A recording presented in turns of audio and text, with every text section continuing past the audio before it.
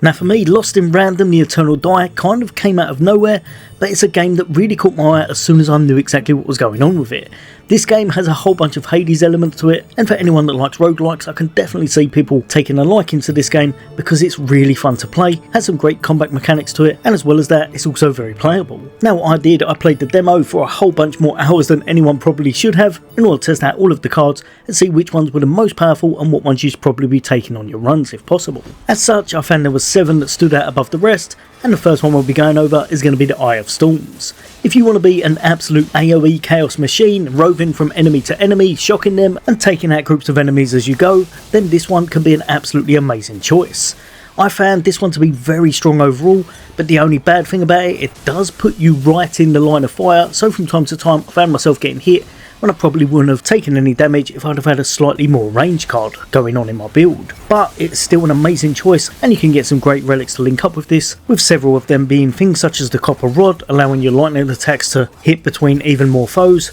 High Voltage Cobweb, allowing your critical hits to now draw down even more lightning attacks, and as well as that, something that I would definitely advise would be to get hold of Freedom Lightbulb, or just any other way that you can regen your energy shards in order to get this back even faster, because you do only have 2 charges on it.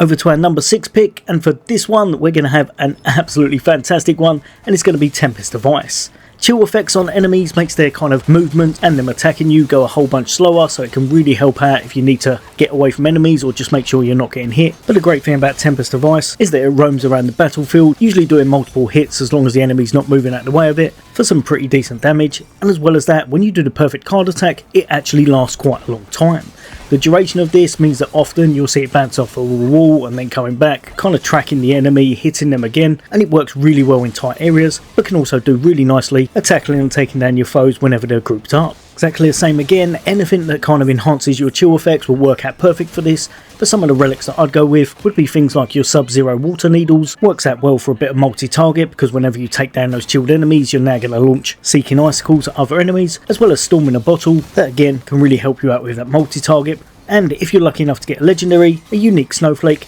means you're going to increase all your damage dealt to chilled foes by 33%. For our 5th pick, and we're starting to get into some of the strongest cards here, this one I think could quite easily go up the ranks with the correct setup, and that's going to be your Orb of Voids. Even though you do have to charge it up quite a bit and it does only get 1 attack, this can be ridiculously strong and kind of wipe the whole area, because when you launch the attack it's going to hit for a nice amount of damage, but also it's going to inflict weak across the whole environment. Remember, anything that's weakened, it means you're going to have around about 5 seconds in order to take out the enemies that have been hit by it, and you're going to hit them for 33% extra damage. Some great relics that go alongside this would be things like the Rusty Tiara, because this enables you to get it back very fast, sometimes straight away after using it if you can take out the enemies quickly, as well as other things like Knocked Belt is going to give you 5% per enemy that's defeated, added on top of your weapon damage again, once more perfect for working alongside a weakness build. If however you're a little bit like me and you prefer having multiple uses of your cards, then I found that the Gauntlet of Voids was absolutely amazing and worked perfect for anyone who wanted a little bit more intricacy in their build, because now you're able to hit enemies with a kind of void hand, applying weak straight away, but as well as that it also applies some knockback. This is perfect for anyone who's very tactical, as you're able to knock enemies around, but as well as that there's also a whole bunch of traps within these levels. Most times you can knock the enemies into these traps, take them out very quickly, or do a whole bunch of extra damage to them because you've also applied that weak effect. I found because of how many uses you got of this was a really fun card to use, but as well as that it was also very powerful in the right setups because of how many multiple uses you've got of it. Again, you'll want to be hitting those perfect card attacks whenever you can, and some of the best relics you should be looking out for would be things like your Banged Buck Antler, because after a perfect card attack you're going to get extra damage with your weapon, your Cracked Magnifying Glass, because now whenever you do hit them with that weakness you're also going to give them that burn effect, as well as a few others such as Bully's Bone Knuckles, and finally, if possible and you manage to pick up a legendary, then Bat's Teeth works out amazing as well. Over to our 3rd pick, this one is so good, it's going to be Spirit of Flames. Personally, I think you just can't go wrong with this card, as it's got a pretty decent amount of damage to it, but again, it's one that you do want a perfect card attack. The icing on the cake though is that it's going to inflict burn on your enemies straight away, which is perfect because now you can use relics in order to enhance this, or provide multiple dots and things. You're able to charge this up 3 times, and when you do release them, they're also homing. making it perfect for those tricky situations. Exactly the same again though, you're going to want to focus on relics that can really enhance your perfect card attacks, and stacking damage over time can work out amazing with this card.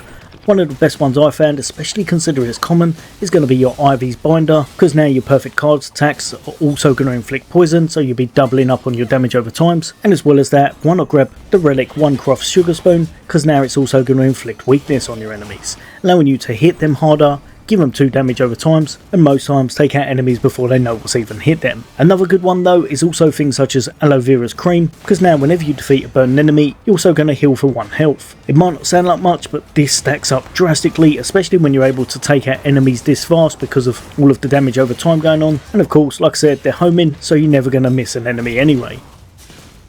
Now over to my top 2 card choices, and both of these gave me the cleanest runs. They were absolutely exceptional. Coming in at number 2, an absolute beast on single target, but also really nice on your multi-target, we've got Dagger of Poisons.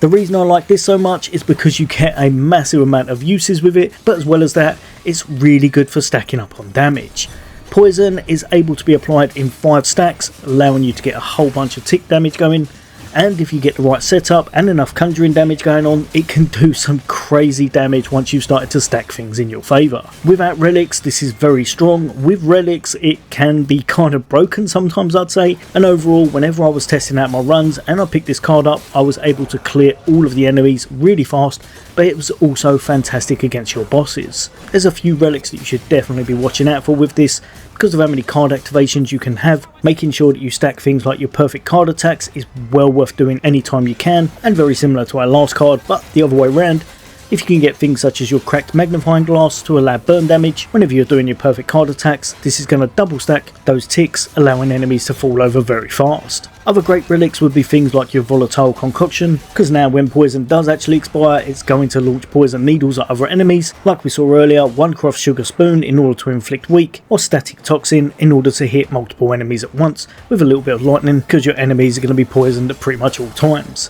With the right setup, I could see you maintaining poison on bosses with this card will keep either a very high uptime or maybe even permanent, and because of just how high the damage is with your poison ticks, whenever you're able to get it to 5 stacks or more, this card becomes very strong very easily. Another thing, if you could get hold of this, the legendary relic Toad Witch Idol is definitely worth investing in, because that's going to mean you can now get an extra 3 stacks on your poison, allowing you to get 8 in total.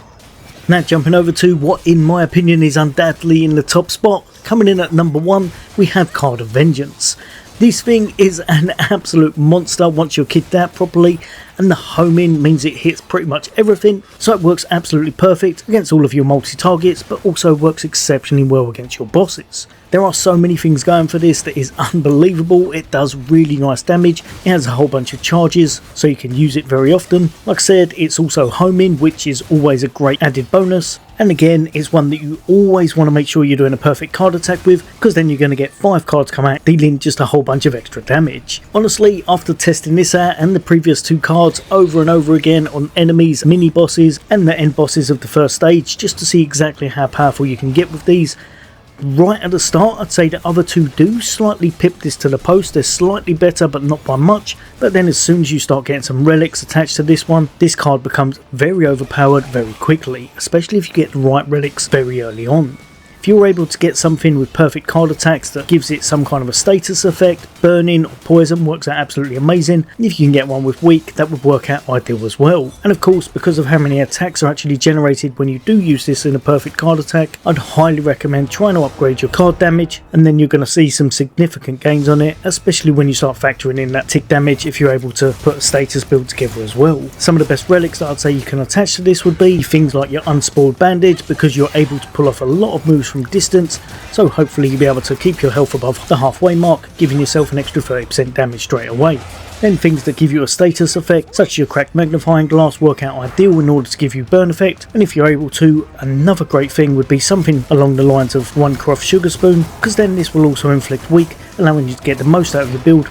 because you'll be able to go in with your damage from your weapon, really upping its scaling and dishing out a lot of additional damage with whatever you do. Banged Buck Antler is also a nice one, because like I said, it's going to allow you to do a lot of perfect card attacks when you're using this, and any time you can up your weapon damage is going to work hand in hand with this. because a lot of times you'll be focusing on your weapon damage as well as your card damage whenever you're going for a build with this card of Vengeance. Again, if you want to focus a little bit more on your weapon damage as well, so wind up scope works out perfect because you're going to get a little bit of extra critical chance in your build going on. Even though I was playing badly, hopefully you can tell just how powerful this card is from how fast we're defeating this boss in the background, and if you keep him at distance you can do a lot of damage very nicely without taking anywhere near as many hits as I have during this battle. But that's my fault, nothing to do with the card is absolutely exceptional, and like I said, if you do get the right relics and you start to kit it out properly, this one can clear through ads, clear through mini bosses and the bosses exceptionally well, very possibly the best overall damage you can get as long as you're lucky and get the setup nice and tasty. Overall, these are my top 7 picks. Let me know in the comments if you think there's anything I've missed off. There's going to be a whole bunch more content away from me as I think this game has a lot of potential. It's obviously borrowing very heavily from Hades, but that's not always a bad thing, so as long as it's got some replayability, I'll be bringing out some build guides, some of the best things to watch out for in order to make your run smooth, and just a whole bunch more content as well. But as always, for All Things Gaming, take care. I'll see you on the next day.